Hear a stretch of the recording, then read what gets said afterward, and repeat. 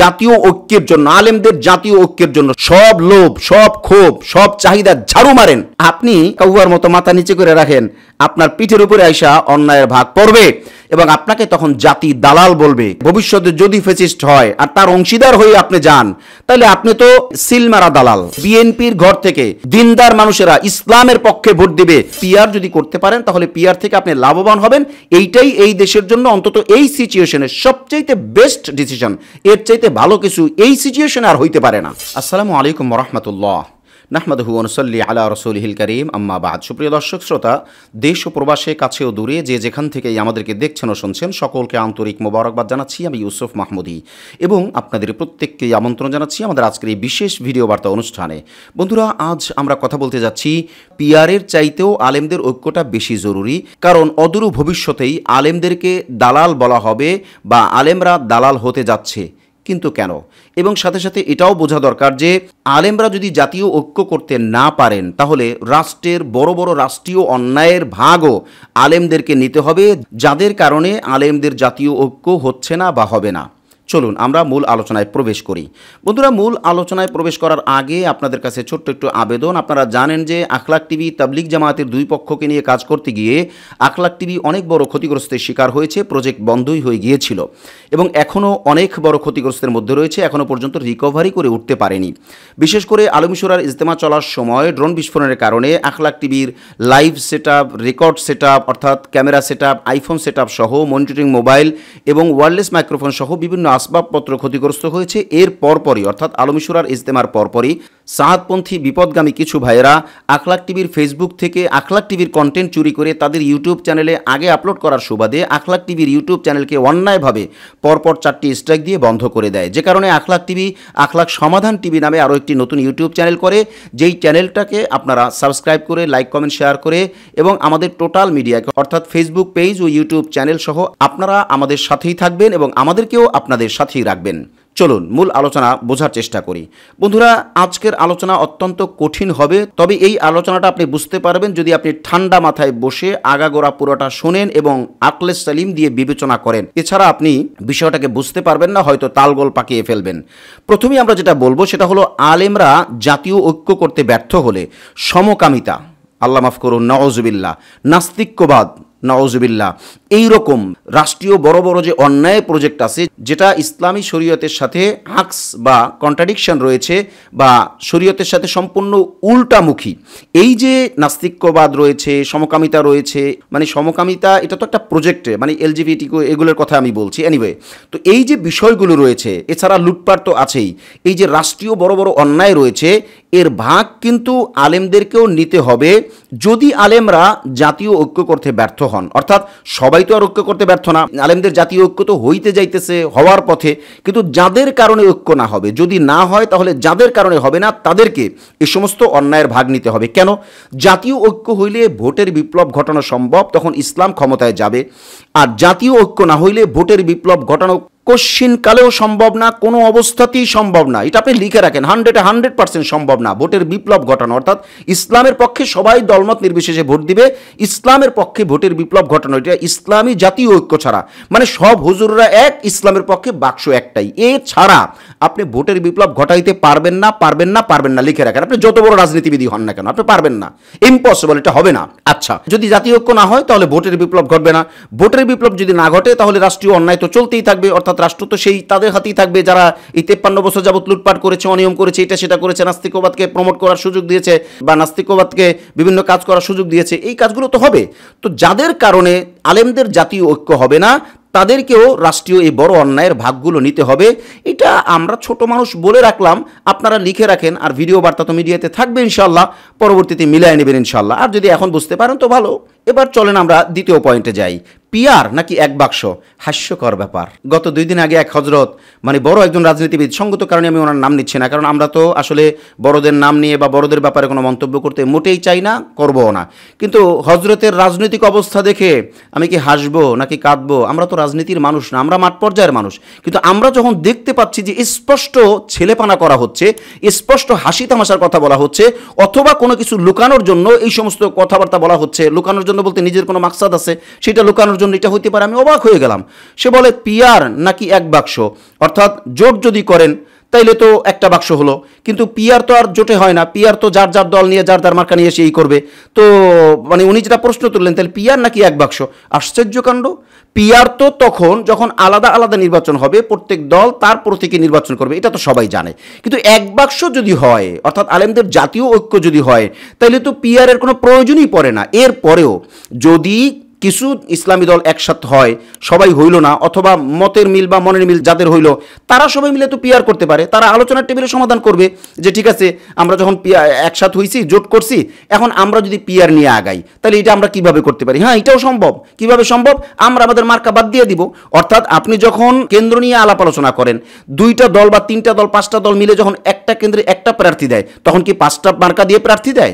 একটা মার্কা দিয়েই তো প্রার্থী দেয় আলোচনার ভিত্তিতে। অথবা এমন হয় যে ঠিক আছে, আমাদের দলের মার্কাটাই যাবে, এখানে আমাদের দলের প্রার্থী যাবে, অন্য কোনো দলের প্রার্থী এই কেন্দ্রে যাবে না। তো অন্য কেন্দ্রে আবার অন্য দলের প্রার্থী যাবে, সেখানে আবার এরা যাবে না। তো সব দল মিলা প্রত্যেক কেন্দ্রকে সাপোর্ট দিবে। এইটাই তো হয়ে আসছে, এইটাই তো বাস্তবতা।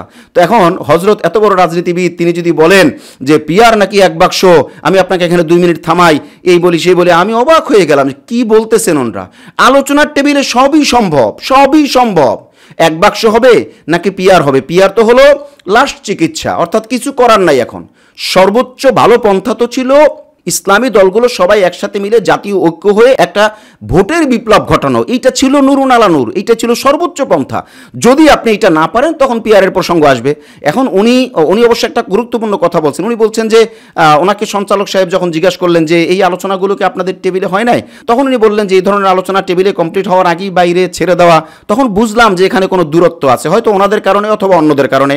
হয়তো ওনারা বলছেন অন্যদেরকে বুঝাইতে পারেন নাই, অথবা ওনারা বলেনই নাই, অন্যরা জানেও না, অথবা অন্যরা ওনাদের কথা মূল্যায়ন করে নাই, ওনারা মূল্যায়ন পায় নাই, যে কারণে ওনারা এখান থেকে ফিরে আসছে। এনিওয়ে, যে কোনো কারণেই হোক, এটা ভিতরটা আমরা টানতে না যাই। অবস্থা দৃষ্টিতে বোঝা যায়, উনি যেহেতু বলেছেন যে আলোচনার টেবিল এটা কমপ্লিট না করে পাবলিকের মধ্যে ছেড়ে দেওয়া, এতে বোঝা যায় যে ওনার কিছুটা কমতি আছে, বা ওনার কিছুটা ক্ষোভ আছে, অথবা ওনাদেরকে ওইভাবে মূল্যায়ন করা হয় নাই, অথবা ওনারা বলছে সেটা মূল্যায়ন হয় নাই। এনিওয়ে, যে কোনোভাবেই হোক, এইটা হইছে। তো এখন পিআর নাকি এক বাক্স, এইটা হলো ছেলেপানা প্রশ্ন, এটা রাজনীতির ময়দানে কোনো প্রশ্নই না। হ্যাঁ, আপনি যদি ইসলামী সব দল মিলে এক জায়গায় ঐক্যবদ্ধ হতে পারেন, তখন অবশ্যই এক বাক্স হবে, কোনো আলোচনা থাকে না, পিআরের প্রয়োজন পড়ে না। আর যদি আপনি সেইটা করতে না পারেন, তখন বিকল্প হিসেবে পিআর। কেউ তো আর এটা বলে নাই যে আমরা এবার পিআরই করব, এক বাক্সে যাব না। হ্যাঁ, এক বাক্সের কথাও বলছে, পিআরের কথাও বলছে। এখন এই দুইটা সাংঘর্ষিক মোটেই না। যদি আপনার মতের মিল না থাকে তাইলে সাংঘর্ষিক, আর যদি মতের মিল থাকে যে আমরা মিলে কাজ করব, তখন এইটা কোনো সাংঘর্ষিক ব্যাপারই না। জাতিকে যে বলা হলো এটা সাংঘর্ষিক, এটা মিসগাইড করা হয়েছে, ভুল তথ্য দেওয়া হয়েছে। তবে এই জায়গায় মানতে হবে, মতের মিল না হইলে এক একজন এক এক দিকে ফিরা, তখন গিয়ে এই কথাটা বাস্তবায়ন হয় না যে পিআর নাকি এক বাক্স। হ্যাঁ, আলোচনার ভিত্তিতে এটা সমাধান করা সম্ভব। আপনি একটা জিনিস দেখেন, পিআরের সবচেয়ে বড় লাভটা কি জানেন? সবচেয়ে বড় লাভটা হলো বাংলাদেশে যে পেশি শক্তির অপব্যবহার চলছে, বাংলাদেশে যে লুটপাট চলছে, বাংলাদেশে যে ধান্দাবাজি চান্দাবাজি চলছে, বাংলাদেশে যে টেন্ডার বাণিজ্য চলছে, মানে পুরো দেশটা ক্যান্সারে আক্রান্ত। এই যে কন্ডিশন, এই কন্ডিশন থেকে বাঁচতে হলে পিআরটা সর্বোচ্চ ভালো একটা পন্থা। তবে পিআরেরও কিছু মাইনাস পয়েন্ট আছে, কিন্তু মাইনাস পয়েন্ট যেটা আছে সেটা এই লুটপাট থেকে কোনো অংশেই বড় না, সেটা ছোট। অর্থাৎ মাইনাস পয়েন্টগুলো দুর্বল। মূল হলো পিআর যদি করতে পারেন, তাহলে পিআর থেকে আপনি লাভবান হবেন। এইটাই এই দেশের জন্য অন্তত এই সিচুয়েশনে সবচাইতে বেস্ট ডিসিশন। এর চাইতে ভালো কিছু এই সিচুয়েশনে আর হইতে পারে না। আপনি দেখেন স্ক্রিনে যদি আমি যাই, তাহলে এই মুহূর্তে আমি আপনাকে দেখাইতে পারবো, আখলাক টিভি একটু আগে একটা পোস্ট করেছে, মাত্র 52 মিনিট হয়েছে। এই 52 মিনিট সময়ের মধ্যে 211 জন কমেন্ট করেছেন, 3 জন শেয়ার করেছেন, এবং সমস্ত কমেন্টগুলোই প্রায় শতকরা প্রায় 98টা, 95 থেকে 98টা কমেন্ট পিআরের পক্ষে। এখন আপনি কি বলবেন? আমজনতা পিআর চায়, অথচ আপনি পিআরে যাচ্ছেন না, আপনার ব্যক্তি স্বার্থের কারণে, অথবা আপনি না বোঝার কারণে, অথবা অন্য কোনো কাউকে খুশি করার কারণে। এটা কেমন ধরনের আচরণ রে ভাই? এক্ষেত্রে একটু বিষয় ক্লিয়ার করা দরকার। আমরা গতকালকেই পোস্ট করে বলে দিয়েছি যে মুরব্বীদের রাজনৈতিক ভুলগুলো বললে হয়ে যাব বেয়াদব, আর পাশ কাটিয়ে বললে হয়ে যাব খেয়ানতকারী। যে কারণে আমরা এ ব্যাপারে চুপ থাকবো, মুরব্বীদের ভুলগুলো আমরা বলবো না। না হয় আমরা নাম ধরে ধরে বলতাম কোন মুরব্বী কোন ভুল করতেছেন, কেন করতেছেন, কি কারণে করতেছেন, এটা আমরা নাম ধরে ধরে বলতাম। আমরা এগুলোকে পছন্দ করি না, এই জন্য আমরা ইগনোর করি, বিধায় আমরা কোনো ব্যক্তির নাম নিতে চাই না। বাদবাকি কর্ম যেগুলো হচ্ছে এগুলো কোনোভাবেই জাতি গ্রহণ করবে বলে আমরা মনে করি না। এখানে আরও একটা পোস্ট আমরা নিতে পারি। আখলা টিভি গতকালকেই পোস্ট করেছে যে এবার আলেমদের জাতীয় ঐক্য না হলে ইসলামী রাজনীতিটাই মানুষের কাছে হালকা হয়ে যাবে। শুধু হালকা হয়ে যাবে না, ইসলামী রাজনীতিটা প্রশ্নবিদ্ধ হয়ে যাবে এবং মানুষ ইসলামী রাজনীতির কথা শুনলে হাসবে, টিটকারি করবে। আপনি অপেক্ষা করেন, এই সময়গুলো আসতেছে, মানুষ করতেছে অলরেডি, আমরা এটা অনুভব করতেছি, আমরা মাঠে ঘাটে রাস্তায় দেখতেছি তো মানুষের হালাত। অতএব আমাদের বড়রা যদি ইসলামী রাজনীতিকে হাসির পাত্র বানায় তাহলে আমাদের কিছু করার থাকবে না, আফসোস করা ছাড়া। এক্ষেত্রে আমরা গুরুত্বপূর্ণ পয়েন্টটা না বলে পারছি না যে ঐক্য হলে পিয়ারের প্রয়োজন পড়ে না। কেন? জাতীয় ঐক্য যদি হয় তাহলে তো আপনি পিয়ারের দরকার পড়বে না। ইসলামী সব দল একসাথে বাস জেনারেল যে সিস্টেম আছে এই সিস্টেমেই ভোট হইলে ভোটের বিপ্লব ঘটবে। ভোটের বিপ্লব ঘটলে আপনার তো পিয়ার দরকার পড়ে না। অতএব নুরুন আলা নূর, মানে সোনায় সোহাগা, ভালোর উপরে ভালো, এইটা যদি আলেমরাই বাদ দেয়, আলেমদের কারণেই বাদ দিতে হয়, তাহলে তো জাতিকে আলেমরাই বিপদগামী করলো। এই প্রশ্ন আসছে, এই প্রশ্ন আসতেছে, মানুষ আমাদের কাছে এই প্রশ্ন করতেছে যে আপনাদের আলেমদের জন্যই তো ঐক্য হচ্ছে না। যখন আলেমদের জন্য ঐক্য হচ্ছে না তাহলে যেই আলেমদের জন্য ঐক্য হচ্ছে না এরাই তো বাধা, এরাই তো খারাপ, এরাই তো জাতিকে বিপদগামী করতেছে।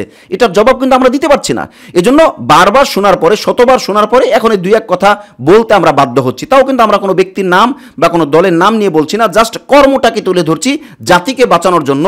এবং ওনাদের যদি একটু হুশ হয়, আল্লাহ যদি ওনাদেরকে একটু হুশ বাড়ায়া দেয়, স্বাভাবিকভাবে প্রশ্ন আসে ওনারা এটা কেন করেন। হ্যাঁ, ওনারা এটা করেন, এর পিছনে কারণ আছে। 2-4টা সিট পাওয়া, আপনি বলেন 2-4টা সিট পাইয়া কি করবেন? আপনি বলেন 2-4টা 10টা 20টা 25টা 50টা সিট পাইয়াই বা আপনি কি করবেন? 300 আসনের মধ্যে আর 400 আসন যেটা চলমান, মানে সংরক্ষিত আসন যেটা, ওটা ধরলাম না, শুধু 300 আসন মূল যেটা সেটা ধরলাম। 300 আসনের মধ্যে আপনি 50টার বেশি তো আর পাইবেন না। তো 50টা আসন পাইয়াই বা আপনি কি করবেন?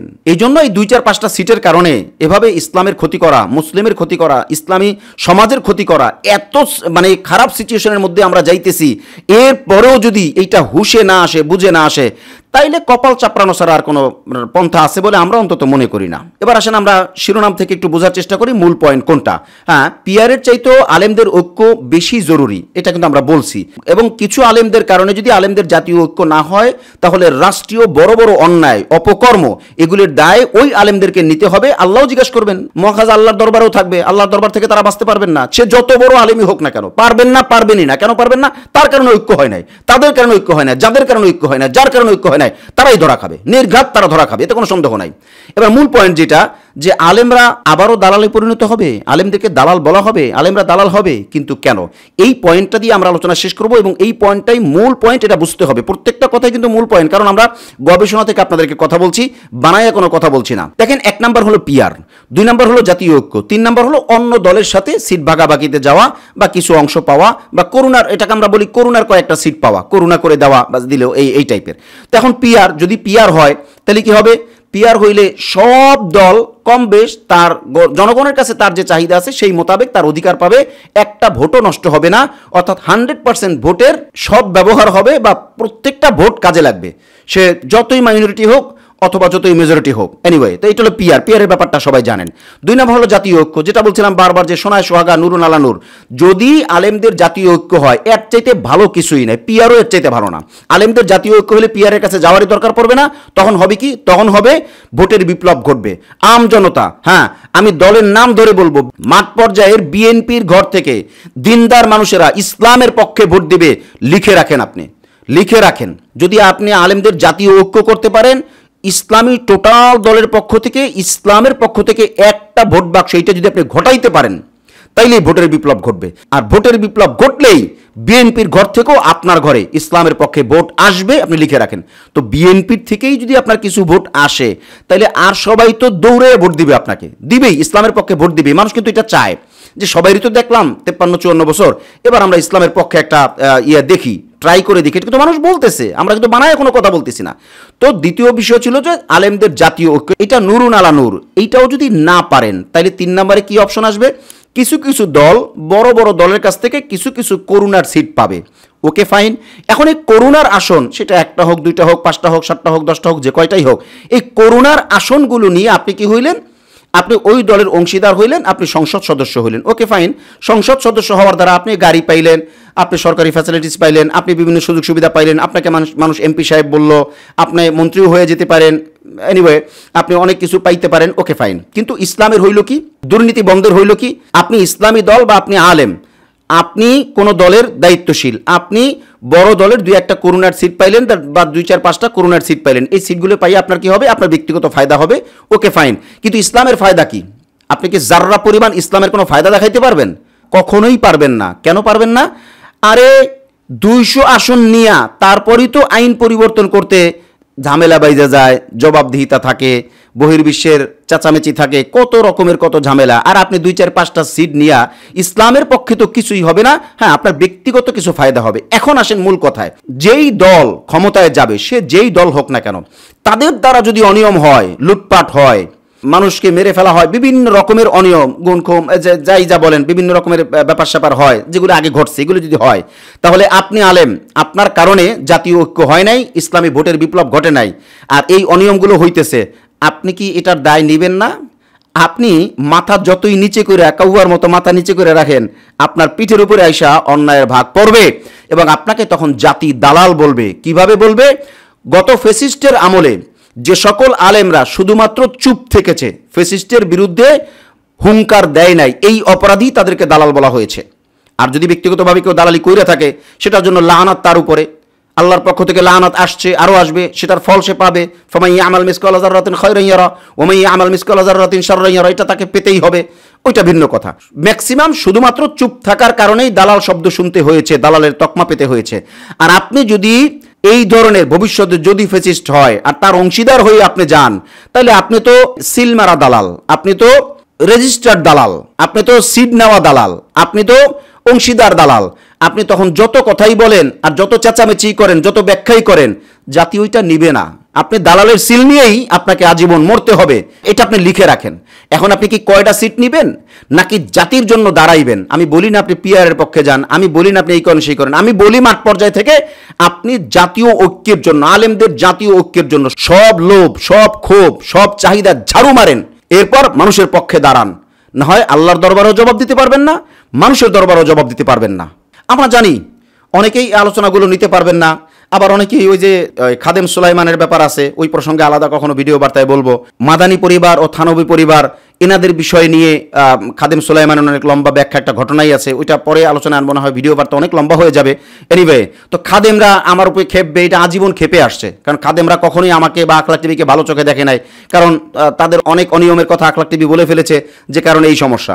এনিওয়ে, তো জানি যে আমাদের উপর অনেকেই খেপবেন, খেপলে ওটা আমাদের দেখার সময় থাকে না, ওই সব ব্যাপার নিয়ে আমরা ফিকির করি না। কিন্তু যাদের কারণে জাতীয় ঐক্য হবে না, তারা জাতীয় দালালে পরিণত হবে, সার্টিফাইড দালাল হবে, সার্টিফিকেটওয়ালা দালাল হবে, এবং তারা যদি সংসদে যায় তাহলে তারা সংসদেও দালাল থাকবে, তারা আজীবন দালালের সনদ নিয়েই তাদেরকে মরতে হবে। এইটা আমাদের পক্ষ থেকে স্পষ্ট অভিব্যক্তি। আমরা কিন্তু কোনো ব্যক্তির নাম নিলাম না, কোনো দলেরও নাম নিলাম না, যাদের কারণে হবে এটা জাতি দেখবে। আমরা শেষ করবো ওই কথা দিয়েই যে পিআর পদ্ধতি সবচেয়ে বেশি গ্রহণযোগ্য, তার চাইতেও বেশি গ্রহণযোগ্য হলো বা বেশি জরুরি হলো আলেমদের জাতীয় ঐক্য ঘটিয়ে, নির্বাচন সিস্টেম যা আছে তাই থাকুক, ইসলামের পক্ষে ভোটের বিপ্লব ঘটিয়ে ইসলাম কায়েম করা, এটাই সুন্দর পন্থা। এর চাইতে ইসলামী রাজনীতিতে, গণতন্ত্রের বাউন্ডারিতে এর চাইতে ভালো কোনো সলিউশন কেউ দিতে পারবে বলে আমরা মনে করি না। আর যদি আলেমদের সেই জাতীয় ঐক্য না হয়, তাহলে যেই সকল আলেমদের কারণে জাতীয় ঐক্য হবে না বা হচ্ছে না বা হতে পারবে না, তারাই হবে জাতীয় দালাল, তারাই হবে মুসলিম উম্মার শত্রু, তারাই হবে আগামী ভবিষ্যতে যদি ফ্যাসিস্ট কায়েম হয় এনাদের সহযোগিতায়, তাহলে তাদের সেই ফ্যাসিস্টের সকল অংশীদার এই আলেমরা, যাদের কারণে আলেমদের জাতীয় ঐক্য হবে না বা না হয়। বন্ধুরা, আজ তাহলে এই পর্যন্তই। দেখা হচ্ছে পরবর্তী কোনো লাইভে অথবা পরবর্তী কোনো ভিডিও বার্তায় ইনশাআল্লাহ। আসসালামু আলাইকুম ওয়া রাহমাতুল্লাহি ওয়া বারাকাতুহু।